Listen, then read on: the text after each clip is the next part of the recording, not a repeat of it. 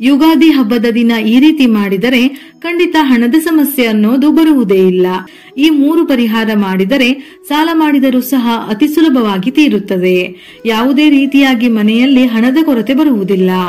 ಯುಗಾದಿ ಹಬ್ಬ ಎಂದರೆ ಹಿಂದೂಗಳಿಗೆ ಹೊಸ ವರ್ಷದ ಆರಂಭ. ಈ ದಿನದಿಂದ ಹೊಸ ವರ್ಷಕ್ಕೆ ನಾವು ಕಾಲಿಡುತ್ತೇವೆ. ಈ ವರ್ಷ ಮಾರ್ಚ್ 30 ಭಾನುವಾರದಂದು ಯುಗಾದಿಯನ್ನು ಆಚರಿಸಲಾಗುತ್ತದೆ.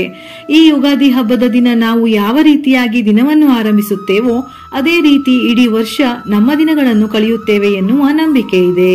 ಹಾಗಾಗಿ ಯುಗಾದಿ ಹಬ್ಬದ ದಿನ ಸಾಧ್ಯವಾದಷ್ಟು ಶುಭ ವಸ್ತುಗಳನ್ನು, ಶುಭ ಘಟನೆಯನ್ನು, ಶುಭಕರವಾದ ವಿಷಯಗಳನ್ನು ನೋಡಿ ಯುಗಾದಿಯ ಮೊದಲ ದಿನವನ್ನು ಆರಂಭಿಸಬೇಕೆಂದು ಹೇಳುತ್ತಾರೆ.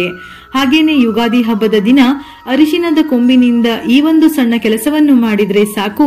ವಿಶೇಷವಾಗಿ ವರ್ಷ ಪೂರ್ತಿ ಮಾಡುವಂತಹ ಪ್ರತಿಯೊಂದು ಕೆಲಸ ಕಾರ್ಯಗಳಲ್ಲಿ ಕೂಡ ಗುರುವಿನ ಅನುಗ್ರಹ ನಿಮಗೆ ಪ್ರಾಪ್ತಿಯಾಗುತ್ತದೆ. ನೀವು ಮಾಡುವಂತಹ ಪ್ರತಿಯೊಂದು ಕೆಲಸ ಕಾರ್ಯಗಳಲ್ಲಿ ಏಳಿಗೆ ಆಗಬೇಕು, ಗುರುವಿನ ಅನುಗ್ರಹ ನಿಮ್ಮ ಜೊತೆ ಇರಬೇಕು ಎಂದರೆ ಅರಿಶಿನದ ಕೊಂಬಿನಿಂದ ಯಾವ ಕೆಲಸವನ್ನು ಮಾಡಬೇಕೆಂದು ತಿಳಿಯೋಣ. ಸಾಮಾನ್ಯವಾಗಿ ಮಾವಿನ ಎಲೆಗಳನ್ನು ಬಳಸಿಕೊಂಡು ಬಾಗಿಲಿಗೆ ತೋರಣವನ್ನು ಕಟ್ಟುತ್ತೇವೆ. ಹೀಗೆ ಮಾವಿನ ತೋರಣವನ್ನು ಕಟ್ಟುವುದರ ಜೊತೆಗೆ ಒಂದು ವಿಶೇಷವಾದ ಕೆಲಸವನ್ನು ಮಾಡಬೇಕು. ಈ ಪರಿಹಾರ ಮಾಡುವುದಕ್ಕೆ ಮನೆಯಲ್ಲಿರುವ ಪ್ರತಿಯೊಬ್ಬ ಸದಸ್ಯರು ಸೂರ್ಯ ಉದಯಿಸುವ ಮೊದಲೇ ಎದ್ದು ನಿತ್ಯ ಕರ್ಮಗಳನ್ನು ಮುಗಿಸಿ ನಂತರ ಯಾರಾದರೂ ಒಬ್ಬ ಸದಸ್ಯರು ಸಮ ಸಂಖ್ಯೆಯಲ್ಲಿ ಅರಿಶಿನದ ಕೊಂಬುಗಳನ್ನು ತೆಗೆದುಕೊಂಡು, ಉದಾಹರಣೆಗೆ 2, 4, 6, 8 ಈ ರೀತಿ ಅರಿಶಿನದ ಕೊಂಬುಗಳಿಂದ ವಿಶೇಷವಾದ ತೋರಣವನ್ನು ತಯಾರಿಸಬೇಕು. ಈ ತೋರಣವನ್ನು ತಯಾರಿಸುವಾಗ ಒಂದು ತಟ್ಟೆಯಲ್ಲಿ ಸ್ವಲ್ಪ ಅರಿಶಿನ ಮತ್ತು ನೀರನ್ನು ಹಾಕಿ ಗಂಧದ ಹದದಲ್ಲಿ ಲೇಪನವನ್ನು ತಯಾರಿಸಿ 5 ಎಳೆ ಅಥವಾ 9 ಎಳೆಯ ಹೂವು ಕಟ್ಟುವ ದಾರಕ್ಕೆ ಅರಿಶಿನದ ಲೇಪನವನ್ನು ಹಚ್ಚಿ ನಂತರ ಅರಿಶಿನದ ಕೊಂಬನ್ನು ಹೂವು ಕಟ್ಟುವ ರೀತಿಯಲ್ಲಿ ಕಟ್ಟಿ ಮನೆಯ ಬಾಗಿಲಿಗೆ ತೋರಣವನ್ನು ಕಟ್ಟಬೇಕು. ಈ ತೋರಣವನ್ನು ಕಟ್ಟುವಾಗ ನಮ್ಮ ಮನೆಗೆ ಒಳ್ಳೆಯದಾಗಲಿ, ವರ್ಷ ಪೂರ್ತಿ ಶುಭವಾಗಿರಲಿ ಎಂದು ಪ್ರಾರ್ಥಿಸಿ ಸಂಕಲ್ಪ ಮಾಡಿ ಕಟ್ಟಬೇಕು. ಮಾವಿನ ತೋರಣವನ್ನು ಕಟ್ಟುವ ಜಾಗದಲ್ಲಿ ಅದರ ಜೊತೆಗೆ ಅರಿಶಿನದ ಕೊಂಬಿನ ತೋರಣವನ್ನು ಸಹ ಕಟ್ಟಬೇಕು. ಅರಿಶಿನದ ಕೊಂಬಿನ ತೋರಣ ಒಣಗುವ ತನಕ ಇದನ್ನು ತೆಗೆಯಬಾರದು. ಸಂಪೂರ್ಣವಾಗಿ ಒಣಗಿದ ನಂತರ ಮನೆಯ ಹತ್ತಿರ ಇರುವ ಯಾವುದಾದರೂ ಗಿಡ, ತೆಂಗಿನ ಮರ, ಯಾರು ತುಳಿಯದಂತಹ ಸ್ಥಳದಲ್ಲಿ ಇದನ್ನು ಹಾಕಬೇಕು. ತೋರಣವನ್ನು ಮನೆಯ ಮುಖ್ಯದ್ವಾರ ಅಥವಾ ದೇವರ ಮನೆಯ ಬಾಗಿಲಿಗೂ ಕೂಡ ಕಟ್ಟಬಹುದು. ಮುಖ್ಯವಾಗಿ ಅರಿಶಿನದ ಕೊಂಬಿನ ತೋರಣವನ್ನು ಮಾಡುವಾಗ ಸಮ ಸಂಖ್ಯೆಯಲ್ಲಿ ಅರಿಶಿನದ ಕೊಂಬನ್ನು ಉಪಯೋಗಿಸಬೇಕು ಎನ್ನುವುದನ್ನು ಮರೆಯಬೇಡಿ. ಇದರಿಂದ ಗುರುಬಲ ಹೆಚ್ಚಾಗುತ್ತದೆ. ವೈಜ್ಞಾನಿಕವಾಗಿಯೂ ಕ್ರಿಮಿಕೀಟಗಳು ಮನೆಗೆ ಬಾರದಂತೆ ಇದು ತಡೆಯುತ್ತದೆ.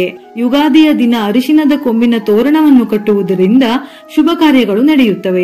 ಇದೇ ರೀತಿ ಯುಗಾದಿ ಹಬ್ಬದ ದಿನ ತಪ್ಪದೆ ಈ ಒಂದು ಕೆಲಸ ಮಾಡಿದರೆ ಈ ವರ್ಷ ನಿಮ್ಮ ಮನೆಯಲ್ಲಿ ಧನಾಗಮನ ಆಗುವುದು ಖಂಡಿತ. ಮನೆಯ ಮುಖ್ಯದ್ವಾರದ ಮೂಲಕವೇ ಶುಭ ಅಶುಭಗಳೆರಡೂ ಪ್ರವೇಶಿಸುತ್ತವೆ. ಹಾಗಾಗಿ ಯುಗಾದಿ ಹೊಸ ವರ್ಷದ ದಿನ ವಿಶೇಷವಾಗಿ ಹೊಸ್ತಿಲು ಪೂಜೆಯನ್ನು ಮಾಡಿದರೆ ನಕಾರಾತ್ಮಕ ಶಕ್ತಿಗಳು ಪ್ರವೇಶಿಸುವುದಿಲ್ಲ. ತಾಯಿ ಲಕ್ಷ್ಮಿಯ ಆಶೀರ್ವಾದ ಪ್ರಾಪ್ತಿಯಾಗುತ್ತದೆ ಎನ್ನುವ ನಂಬಿಕೆ. ಹೊಸ್ತಿಲಿನಲ್ಲಿ ಶ್ರೀ ಮಹಾಲಕ್ಷ್ಮಿ ನೆಲೆಸಿರುತ್ತಾಳೆ ಎನ್ನುವ ಪ್ರತೀತಿ. ಹಾಗಾಗಿ ವಿಶೇಷವಾಗಿ ಹೊಸ್ತಿಲನ್ನು ಈ ದಿನ ಶ್ರದ್ಧಾ ಭಕ್ತಿಯಿಂದ ಪೂಜಿಸಬೇಕು. ಬೆಳಿಗ್ಗೆ ಬ್ರಹ್ಮ ಮುಹೂರ್ತದಲ್ಲಿ ಎದ್ದು ಸ್ನಾನ ಮಾಡಿ ದೇವರ ಮನೆಯನ್ನು ಶುದ್ಧ ಮಾಡಿ ರಂಗೋಲಿ ಹಾಕಿ ದೇವರಿಗೆ ದೀಪ ಹಚ್ಚಬೇಕು. ಒಮ್ಮೆ ಹೊಸ್ತಿಲು ಪಟ್ಟಿಯನ್ನು ನೀರಿನಿಂದ ಶುದ್ಧ ಮಾಡಿದ ನಂತರ ಅರಿಶಿನ ಮಹಾಲಕ್ಷ್ಮಿಗೆ ಪ್ರಿಯವಾಗಿರುವುದರಿಂದ ಅರಿಶಿನಕ್ಕೆ ಸ್ವಲ್ಪ ನೀರನ್ನು ಸೇರಿಸಿ ದಪ್ಪವಾದ ಲೇಪನವನ್ನು ತಯಾರಿಸಿ ಹೊಸ್ತಿಲಿನ ಕೆಳಗಡೆ ಪಟ್ಟಿಗೆ ಅರಿಶಿನದ ಲೇಪನವನ್ನು ಹಚ್ಚಬೇಕು. ಇಲ್ಲವೆಂದಾದರೆ ಅರಿಶಿನದ ಬದಲಿಗೆ ಗೋಮೂತ್ರವನ್ನು ಹಚ್ಚಬಹುದು. ಹೊಸ್ತಿಲ ಮಧ್ಯದಲ್ಲಿ ಚಿಕ್ಕದಾಗಿ ಸ್ವಸ್ತಿಕ್ ರಂಗೋಲಿಯನ್ನು ಬಿಡಿಸಬೇಕು. ಯಾಕೆಂದರೆ ಪ್ರಥಮ ಪೂಜಿತನ ಆರಾಧನೆಯೊಂದಿಗೆ ಪ್ರತಿಯೊಂದು ಶುಭ ಕಾರ್ಯವೂ ಪ್ರಾರಂಭವಾಗುತ್ತದೆ. ಹಾಗಾಗಿ ವಿಘ್ನ ನಿವಾರಕನ ಆರಾಧನೆಗಾಗಿ ಸ್ವಸ್ತಿಕ್ ರಂಗೋಲಿಯನ್ನು ಹಾಕಿದರೆ ತುಂಬಾ ಶ್ರೇಷ್ಠ. ಹೊಸ್ತಿಲಿನ ಅಕ್ಕಪಕ್ಕದಲ್ಲಿ ಮರೆಯದೆ ಈ ದಿನ ಕುಬೇರ ರಂಗೋಲಿಯನ್ನು ಚಿಕ್ಕದಾಗಿ ಹಾಕಬೇಕು. ಹೊಸ್ತಿಲಿನ ಕೆಳಗಡೆ ಪಟ್ಟಿಗೂ 2 ಕಡೆ ಕಮಲದ ರಂಗೋಲಿ ಮತ್ತು ಲಕ್ಷ್ಮಿಯ ಪಾದದ ರಂಗೋಲಿಯನ್ನು ಹಾಕಬೇಕು. ರಂಗೋಲಿ ಪುಡಿಯ ಬದಲು ತಪ್ಪದೆ ಅಕ್ಕಿಯ ಹಿಟ್ಟನ್ನು ಬಳಸಿದರೆ ತುಂಬಾ ಶ್ರೇಷ್ಠ. ಅರಿಶಿನ ಕುಂಕುಮವನ್ನು ಹಚ್ಚಿ ಹೂವನ್ನು ಇಡಬೇಕು. ಬಾಗಿಲಿನ 2 ಕಡೆಗೂ ದೀಪವನ್ನು ಹಚ್ಚಬೇಕು. ಹೊಸ್ತಿಲು ಲಕ್ಷ್ಮಿಯ ಸ್ವರೂಪ ಆಗಿರುವುದರಿಂದ ದ್ವಾರ ಪೂಜೆಗೆ ತಾಂಬೂಲ ಇಡಲೇಬೇಕು. 2 ವೀಳ್ಯದೆಲೆಯ ಮೇಲೆ ಅಡಿಕೆ, 2 ಬಾಳೆಹಣ್ಣು, 1 ರೂಪಾಯಿಯ ನಾಣ್ಯವನ್ನು ಇಡಬೇಕು.